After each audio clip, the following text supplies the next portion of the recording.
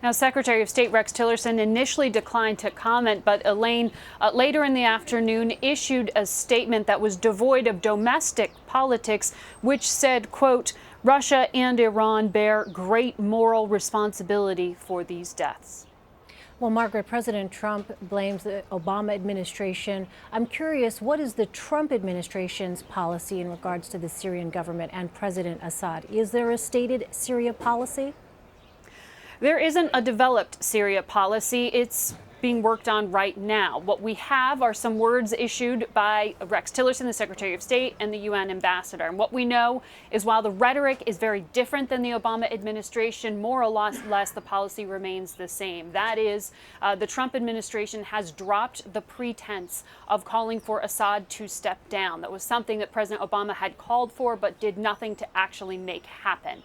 And in fact, by the end of the Obama administration, the CIA Director John Brennan said it would actually be a disaster for Assad to immediately leave. Their plan was to initially phase him out over time. That obviously never happened because Bashar al-Assad outlasted President Obama in office. Now it's President Trump's problem, and he's got to figure that out.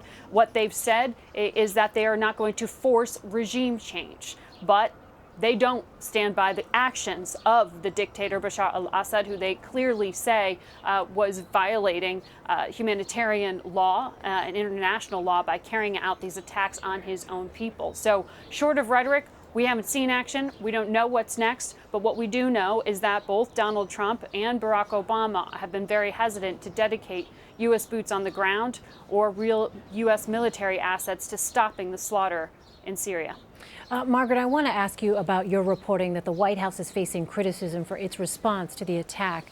How unusual is that type of statement, and what are you hearing? What else are you hearing in Washington?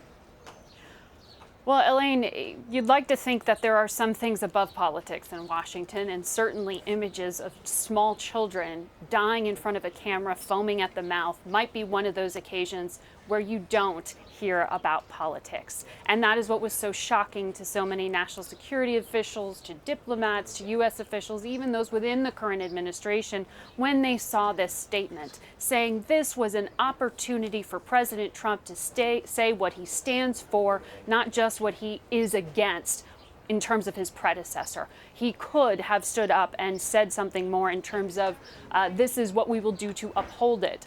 While the White House did have their spokesperson, Sean Spicer, come out and indicate that there will be further diplomatic talks at the United Nations and that they're consulting with allies, we didn't hear what President Trump sees happening in terms of what he's going to do about it. Now, we will hear from the president himself tomorrow. He's meeting with King Abdullah of Jordan, a ruler who is directly impacted right on his border by the consequences of what happens in Syria because of the refugee flow and because of the threat of fighting spilling across that border. So maybe we'll get more tomorrow that will be devoid of politics. But today, a day where you might expect one, we didn't get that kind of statement from this White House. All right, Margaret Brennan at the White House for us. Margaret, thank you.